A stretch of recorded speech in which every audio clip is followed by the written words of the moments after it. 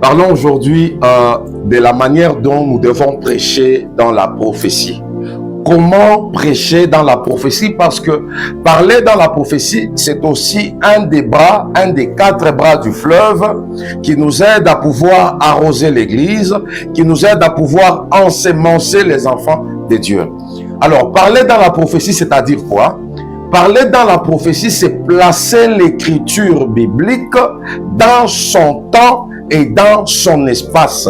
Qui dit qu'il prêche la parole de Dieu dans la prophétie, il est en train de s'attaquer, que ce soit au temps futur, au temps présent et aussi au temps passé, parce que la prophétie, quand elle sort, elle a tendance à toucher 3 temps, en d'autres termes, le passé, le présent et le futur. Alors, le bras de la prophétie nous aide à connaître Christ et aussi à le placer par rapport à sa venue ou sa deuxième venue en rapport avec l'Église.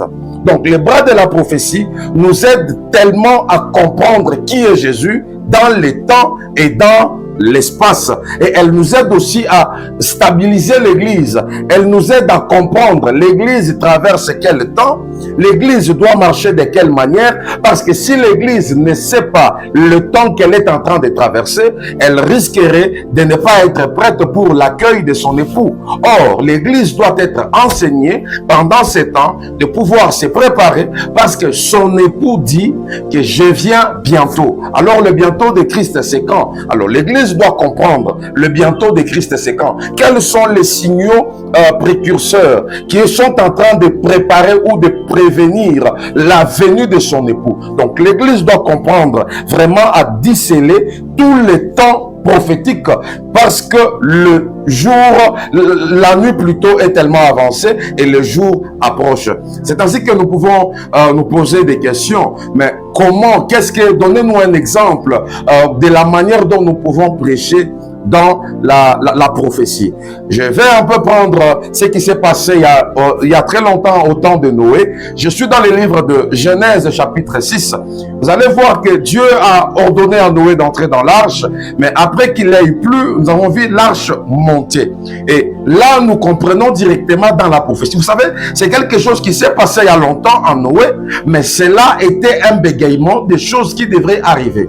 Parce que dans la prophétie, l'arche qui doit quitter la terre et monter dans le ciel représente l'Église. Parce qu'il y aura un temps, l'Église sera appelée à pouvoir quitter la terre et à pouvoir monter au ciel. Donc l'arche représente aussi l'Église qui sera enlevée. Voilà que nous comprenons déjà que le bras de la prophétie nous aide à comprendre qu'un jour, l'Église, qui est l'épouse de Christ, sera appelée à pouvoir quitter la terre et pouvoir monter dans les airs à la rencontre de son époux. Vous voyez que juste à cause, avec cette montée de l'arche, nous comprenons directement, prophétiquement parlant, qu'un jour, l'enlèvement aura lieu. Et si nous voulons encore balancer ou bouger les eaux de Saintes Écritures, parce que je l'ai toujours dit que les Saintes Écritures sont semblables aux vêtements de Joseph.